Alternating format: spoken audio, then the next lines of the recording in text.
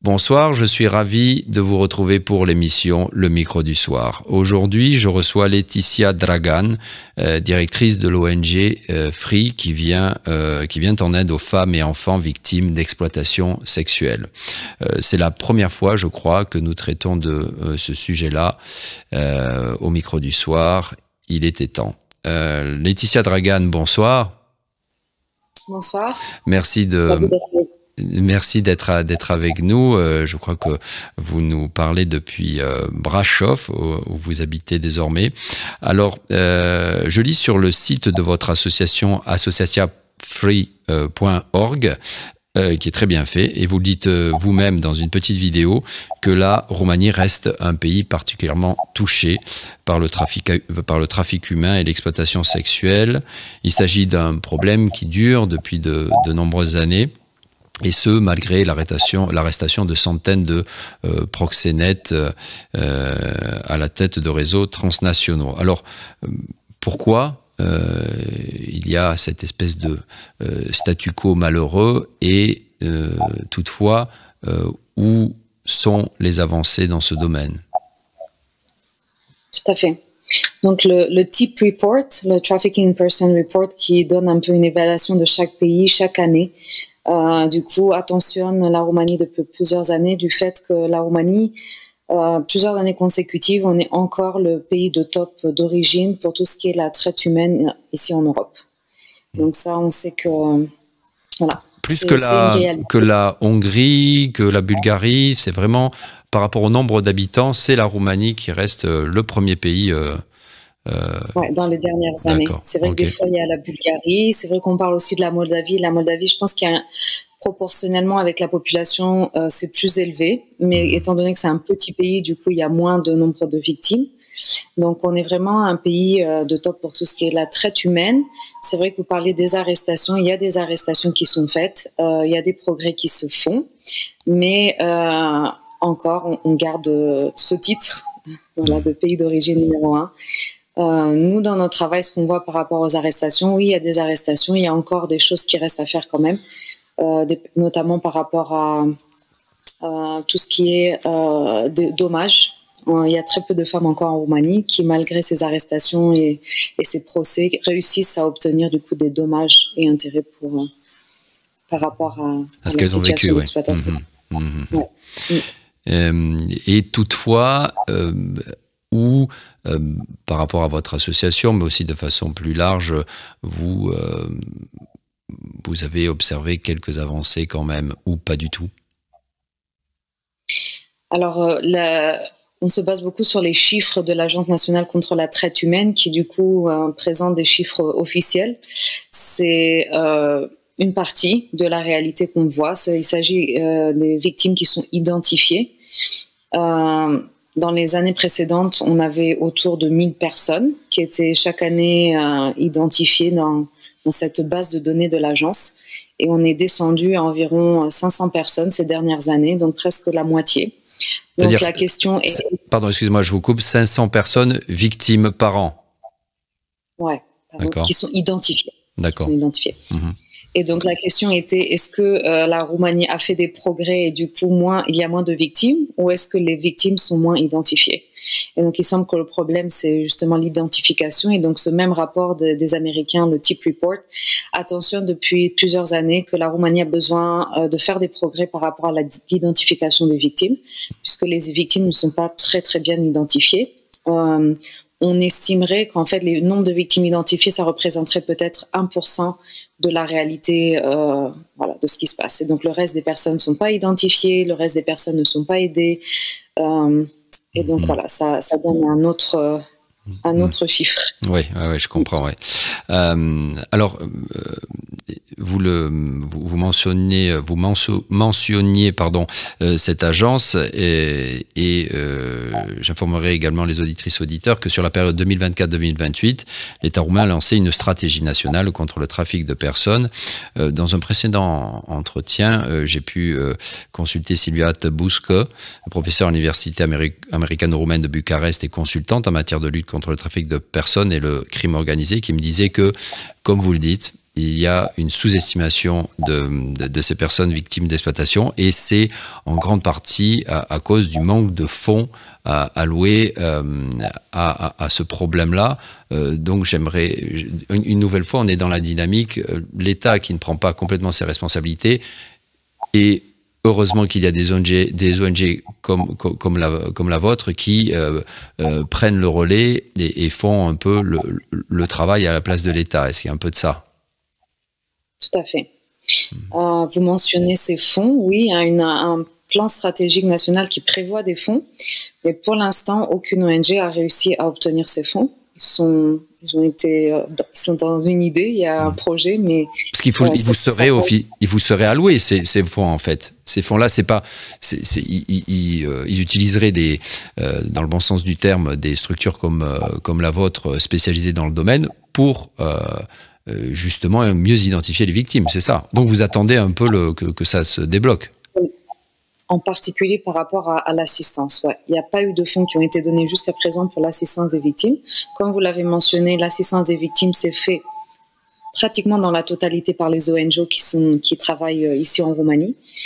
Mais ces fonds, malheureusement, la façon dont ça a été écrit, ça a été impossible pour les ONG de pouvoir recevoir les fonds. Donc on a plusieurs de nos collègues du network auquel on fait partie, qui s'appelle le Network Protect, qui a 24 ONG actives. Donc certains d'entre eux ont essayé cette année d'obtenir ces fonds, mais sans succès. Pour l'instant, la façon dont ça a été écrit, les conditions qui ont été mises ne permettent pas qu'on accède à ces fonds. Nous-mêmes, notre association, on est une des rares associations à avoir une licence sociale par rapport à l'assistance des personnes victimes de la traite humaine sur Bucarest. Et il y a quelques années aussi, on a pu appliquer du coup pour un appel de fonds qui a été fait par la municipalité de Bucarest. C'était une première, mais la façon dont la grant avait été réfléchie, les conditions ont fait qu'on n'a pas pu finalement accéder, alors qu'on était les seuls possibles à pouvoir accéder. On a dû renoncer à ces fonds. On a dû renoncer, d'une part parce que c'était une période très très courte, c'était très complexe à justifier. Et ensuite aussi par le fait qu'on demandait l'accès à tous les dossiers des bénéficiaires, ce qui n'était pas possible dans notre domaine par rapport à la sécurité de nos bénéficiaires. On ne pouvait pas transmettre à la municipalité tous nos dossiers. Donc on voit qu'il y a des tentatives, mais sans succès encore, et que pour l'instant encore, les ONG n'arrivent pas à accéder à des fonds pour l'assistance des victimes. Alors qu'il y a des droits qui sont écrits. Mais dans la pratique, en fait, l'État n'offre pas de possibilité d'assistance, donc c'est les ONG. Vous aviez... Ouais. Mais alors, des fonds sont alloués, mais comment vous au-delà des aspects bureaucratiques, du manque de logistique, je ne sais pas, mais comment se fait-il que l'État ne facilite pas l'accès à ces fonds? Mais est-ce qu'il y a je ne sais pas, une raison politique ou autre? Comment vous l'expliquez? C'est sûr que l'État en général et l'allocation des fonds, ça se fait d'une façon qui est très très administrative, qui est très complexe, qui fait que du coup ça demande énormément de travail. Alors quand dans une ONG on fait le poids entre la quantité de travail que ça demande à la fois pour appliquer et à la fois pour gérer les fonds avec le bénéfice, souvent on trouve que ça vaut pas le coup. Donc ça, c'est une première raison. Et ensuite, je pense qu'il y a eu des éléments qui n'ont pas été pris en considération, du fait que les victimes de la traite, c'est un public particulier, il y a des risques qui sont particuliers, qui demandent une réponse qui soit vraiment spécifique. Et du coup, ça n'a pas été encore bien réfléchi, ce qui fait que du coup, voilà, les ONG n'accèdent pas encore à ces fonds. Et puis, je suppose toujours cette paranoïa des malversations qui touche également votre domaine. Voilà, l'argent public, c'est comme si on en avait un petit peu peur, hein, et donc on se prémunit parfois un petit peu trop, et ces fonds ne sont pas accessibles. Alors, pour donner un petit peu de contexte, l'Agence nationale de lutte contre le trafic de personnes, que vous avez mentionné, depuis sa création il y a presque 20 ans, aurait secouru environ 20 000 victimes et permis la condamnation de plus de 4 000 trafiquants. Voilà pour le contexte. Alors, venons-en aux victimes. Vous... Oui, dites-moi. Oui, tout à fait. Vous parlez de secouru. L'agence nationale ne secourt personne. c'est vrai que c'est eux qui identifient, c'est eux qui ont ce registre qui existe des victimes, mais eux-mêmes n'offrent ni assistance. Oui, ils identifient, c'est tout, ouais. D'accord. Voilà, ils s'identifient, c'est tout. Donc c'est vrai qu'il y a eu un petit peu une frustration ces dernières années aussi dans le discours public qui a été fait par rapport à cette assistance offerte aux victimes, parce que les ONG sont principalement l'acteur principal d'assistance des victimes, avec bien sûr les services sociaux pour ce qui est des mineurs. Donc les services sociaux s'occupent en partie des victimes et de l'assistance des mineurs, mais pour ce qui est des adultes, ça va être principalement les ONG. Alors, venons-en aux victimes précisément. Vous, récemment, à Social Free, qu'est-ce qui vous a marqué? Est-ce qu'il y a des tendances nouvelles? Alors, on sait que la consommation de drogue est souvent concomitante avec l'exploitation sexuelle. Est-ce qu'il y a de nouvelles drogues particulières qui sont consommées? Qu'est-ce qui vous a marqué récemment? Je pourrais pas dire que la partie de drogue nous a marqué de façon spécifique dans les dernières années. Nous, ça fait plus de 11 ans qu'on travaille directement avec les femmes qui sont dans la prostitution. On est la seule ONG anti-trafic qui avons cette activité d'outreach à la fois dans la rue, dans plusieurs villes, mais aussi dans ce qu'on appelle indoors, dans ces salons de massage et dans ces strip clubs aussi, et sur la partie en ligne aussi. Il y a toujours eu de la drogue. C'est vrai que la drogue, ça n'a pas toujours été la même. On a beaucoup de drogues classiques, comme il y a l'héroïne, mais il y a également tout ce qui est synthétique. Ça se change un petit peu les substances au fil des années, mais on a eu ça quand même tout au long de ces 11 années de travail. Ce que je pourrais dire qu'en tant que changement qu'on a observé, c'est beaucoup la partie d'exploitation en ligne. C'est vrai qu'on en a parlé beaucoup pendant la période du Covid en particulier, le fait qu'une grosse partie de la prostitution d'exploitation se fait maintenant en ligne. Par exemple, l'université Syracuse, il parlait à un moment donné d'une mutation de près de 80% de la prostitution sur ce qui est en ligne. On parle de l'Internet comme le plus grand red light district au monde maintenant. Et donc, on sait qu'énormément d'exploitation, en particulier d'enfants, mais aussi de femmes, se fait par l'intermédiaire d'un Internet. D'où les tentatives de notre association aussi à adapter nos stratégies pour pouvoir atteindre ces femmes. Et donc, nous avons une activité de outreach en ligne où on va contacter ces femmes de façon téléphonique pour justement pouvoir leur proposer nos services. La partie dans la rue qu'on voit, la partie visible de la prostitution, c'est vraiment le haut de l'iceberg. On sait que c'est vraiment une toute petite partie et que le reste, ça se fait dans des lieux qui sont plus cachés, plus difficiles d'accès pour nous. Donc ça, c'est une des choses qu'on voit. Après, on parle aussi beaucoup de ce qu'on parle du vidéo chat. Vidéo chat, on dit que la Roumanie, c'est un pays numéro 1, pareil pour ce qui est du vidéo chat en Europe. Tout ce qui est prostitution virtuelle, on va dire. Et du coup, malgré que le fait que ça soit plus ou moins légal, la prostitution étant illégale en Roumanie, mais les vidéos chat, c'est toléré, on voit quand même c'est un biais que les personnes vont utiliser pour aussi recruter des victimes. Il n'y a pas énormément d'études et de statistiques faites sur ça, mais des cas qu'on rencontre régulièrement nous parlent aussi d'un recrutement et d'une exploitation qui est faite par ce biais de ces vidéos chat. C'est-à-dire, ce que vous êtes en train de dire, c'est que via le vidéo chat, après, il y a une exploitation, que je dirais, concrètement physique, c'est ça? Oui, des fois, il y a certains salons qui sont enregistrés, qui sont réels, qui sont contrôlés. Il y en a d'autres qui sont pas légales et du coup qui attirent par des annonces des jeunes femmes pour travailler avec eux, pour après les exploiter. D'accord. Parce que des structures qui ont pour activité principale vidéo chat peuvent, j'imagine, facilement passer entre les mailles du filet. Comme vous le dites, c'est une activité qui est tolérée.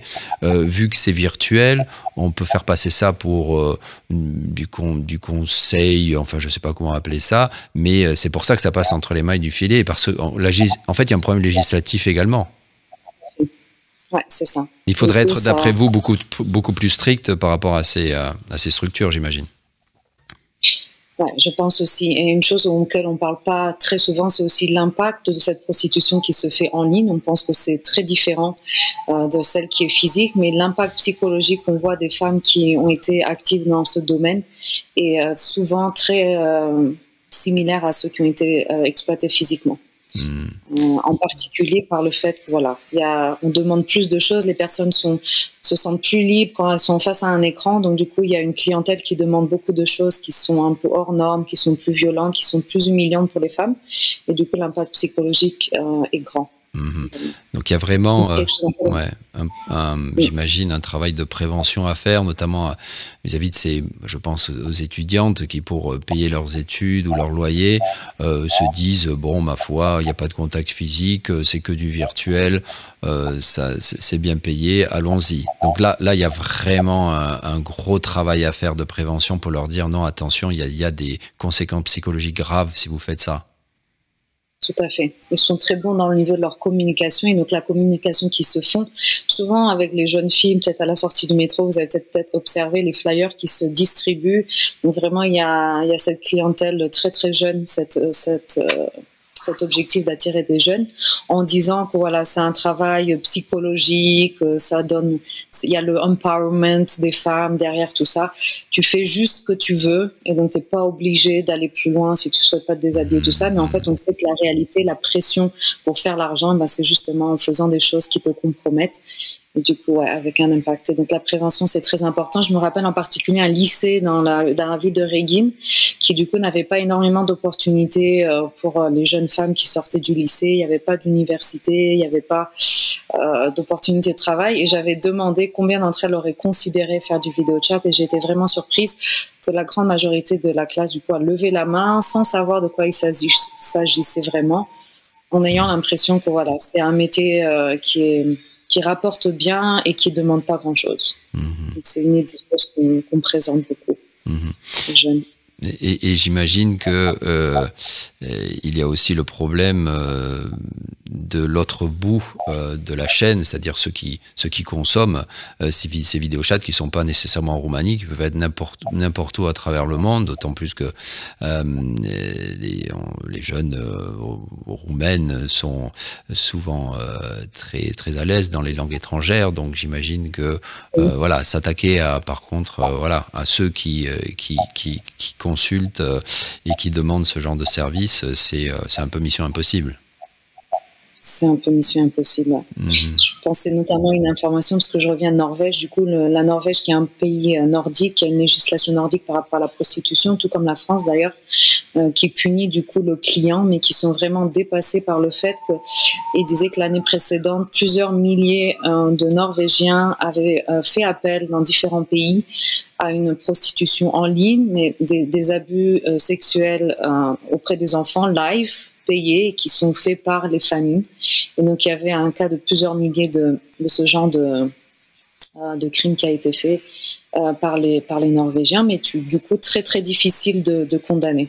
Et parler un petit peu en particulier de la difficulté, voilà, de pouvoir contrôler ce genre de crime. Est-ce que les enfants également sont particulièrement touchés en Roumanie, où c'est une minorité et on reste dans les cas de figure de mineurs et jeunes femmes ou jeunes hommes d'ailleurs. Est-ce que oui. On sait que l'exploitation sexuelle en Roumanie, c'est une affaire de femmes en majorité. Il y a quelques hommes qui sont identifiés, mais c'est vraiment une petite proportion. On sait que 3/5 des nombres de victimes qui ont été identifiées, c'est de l'exploitation sexuelle. Et la moitié de ces cas, ça va être des enfants. Et effectivement, l'exploitation en ligne des enfants, tout ce qui est pornographie infantile, c'est une forme d'exploitation qu'on voit dans ces cas qui ont été identifiés. Vous dites la moitié? La moitié des cas identifiés d'exploitation sexuelle, c'est des mineurs. D'accord, des mineurs, mais pas nécessairement, pas des enfants jusqu'à l'âge de 12 ans. Comment vous dites? Est-ce qu'on arrive à identifier ça? Ouais, nous, on parle d'enfants quand c'est des personnes qui ont en dessous de 18 ans. D'accord. Et du coup, les statistiques qu'on a, on n'apparaît pas forcément l'âge. Donc, on parle d'enfants en dessous de 18 ans. Ça peut être aussi des enfants d'en dessous de 12 ans aussi, c'est possible. Mais il n'y a pas cette catégorisation-là. Par exemple, l'Agence nationale dont vous parliez de lutte contre le trafic de personnes ne précise pas, ne catégorise pas de façon plus subtile, entre guillemets, le fait que il y a enfants jusqu'à 12 ans, 12-13 ans, et puis après il y a les adolescents et puis les jeunes adultes. Il n'y a pas cette catégorisation-là? D'après ce que je me rappelle du rapport, de ma consultation des rapports, j'ai pas vu dans les rapports officiels une catégorisation des enfants. Généralement, la catégorie, c'est en dessous de 18 ans. D'accord. Après, eux, ils ont les informations. Donc, c'est sûr, mais dans le rapport officiel, j'ai pas observé ça. L'association Free, alors, mis à part ces fonds que vous attendez de la part de l'État, vous financez comment ? Personnes individuelles, quelques entreprises, des fondations. Vraiment, c'est un maximum, c'est surtout des fonds privés. Et c'est difficile. Oui. En particulier quand on parle d'entreprise, en Roumanie, du coup, on a la possibilité, c'est vraiment génial sur cette partie-là, d'avoir la redirection de l'impôt sur le profit des entreprises, mais on voit beaucoup de réticence par rapport aux entreprises pour redirectionner dans des activités telles que la nôtre, parce qu'on voit beaucoup encore de jugements, d'idées préconçues sur le sujet, ce qui fait que c'est quand même difficile de convaincre les entreprises en Roumanie de redirectionner pour notre cause, malheureusement. D'accord. On arrive quand même, on a quand même quelques-uns. Ouais. Et entre ONG liées directement ou indirectement à ces problèmes-là, vous sentez de l'entraide aussi pour trouver des financements, ou alors c'est un peu chacun pour soi? Ça dépend. Par exemple, je vais parler notamment de notre network d'ONG qui s'appelle Protect. C'est vraiment un network qui fonctionne très bien. On sent beaucoup d'entraide, à la fois par rapport au financement. Donc certaines associations reçoivent plus de financement, peut-être moins de victimes, et du coup, vous redirectionnez le surplus sur d'autres ONG qui ont plus de victimes. Donc on voit vraiment cette collaboration, ce qui est vraiment chouette. D'après vous, le nerf de la guerre, c'est vraiment la prévention. On a l'impression que on peut incarcérer les plus gros proxénètes. C'est un phénomène qui ne s'arrête pas. Donc pour vous, le maître mot, c'est vraiment prévention. La prévention, ça en fait partie, bien sûr. Par exemple, au niveau financier, pour nous, il y a un de nos collègues qui ont quantifié les budgets et du coup qui disent que ça coûte 10 000 fois plus un projet de restauration comme on a dans notre maison pour les victimes sur Brasov. C'est 10 000 fois plus cher qu'un projet de prévention. Donc, il y a vraiment un aspect de coût. Après, on sait que les projets de protection des victimes, de rétablissement psychologique, de tout ce que ça comporte. Voilà, c'est un petit nombre, ça coûte très cher. Donc c'est vrai que la prévention, c'est très important. Une chose excusez-moi Laetitia Dragan, vous êtes en train de dire que la prévention, ça coûte moins cher. Ça coûte moins cher, c'est-à-dire que mettre en place des structures et de faire et de soigner et de guérir plutôt que d'essayer de prévenir, quoi. Tout à fait, c'est très très cher, c'est ce genre de service. Et donc du coup, c'est beaucoup plus efficace. Une chose qui est très importante que je voulais souligner aussi, c'est par rapport à la législation également par rapport à la pornographie. Souvent, on ne fait pas le lien entre la pornographie et la traite humaine, mais on voit de plus en plus de liens qui sont très, très évidents. Et notamment le fait que les victimes sont souvent filmées pendant leurs abus et que plusieurs plateformes de sites pornographiques permettent qu'on télécharge sans vérifier l'origine des matériels, et du coup beaucoup de victimes ont trouvé leur matériel dans ces sites, et donc de plus en plus on attire l'attention sur le fait qu'il faut vraiment une législation qui soit plus sévère pour pas permettre que des personnes qui soient exploitées et abusées soient exposées et qu'on fasse de l'argent sur le dos de leurs abus. Et notamment aux États-Unis, il y a cette grande campagne qui s'appelle Trafficking Hub qui a combattu le site Pornhub, où justement des milliers et des milliers de vidéoclips de femmes abusées et exploitées étaient en ligne, et ils faisaient légalement de l'argent voilà, sans être puni pour ça. Et donc, du coup, il y a eu une campagne qui a été faite et qui a été gagnée. Et du coup, maintenant, il y a ces restrictions par rapport à la validation de l'origine et du consentement des femmes qui sont dans ces vidéoclips. Je pense que c'est important aussi la prévention par rapport à ça. C'est un fléau, on en parle maintenant au niveau de la santé publique, l'impact de la prostitution, de la pornographie sur les enfants, et aussi on sait que ça engendre souvent le fait que les jeunes vont vouloir, ou les jeunes ou les moins jeunes vont vouloir aller plus loin et vont consommer directement des services de ces personnes qui sont exploitées sexuellement. Est-ce que vous avez le sentiment en Roumanie que la vague, on appelle la vague MeToo, je ne sais pas si l'expression est toujours valable, mais parce que c'est plus trop une vague maintenant, j'espère qu'en tout cas elle a laissé ses marques et qu'elle a changé les mentalités, en tout cas en Occident, je veux le croire, en partie. Est-ce que en Roumanie vous avez ressenti de la part des hommes, notamment, notre regard par rapport à la femme, peut-être davantage de respect dans l'absolu, disons ça comme ça, ou pas véritablement? Pour être honnête, j'ai du mal encore à avoir le changement. Après, ça dépend vraiment des personnes, mais de façon globale encore, on ne sent pas vraiment un changement. C'est un changement qui est vraiment difficile. Ça se fera, j'espère, par les jeunes. Ce sera la prochaine génération qui va sûrement apporter ce changement.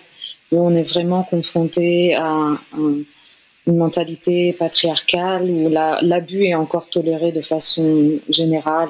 Les abus sexuels, mais aussi les abus domestiques, c'est largement encore toléré et accepté par la plupart des personnes.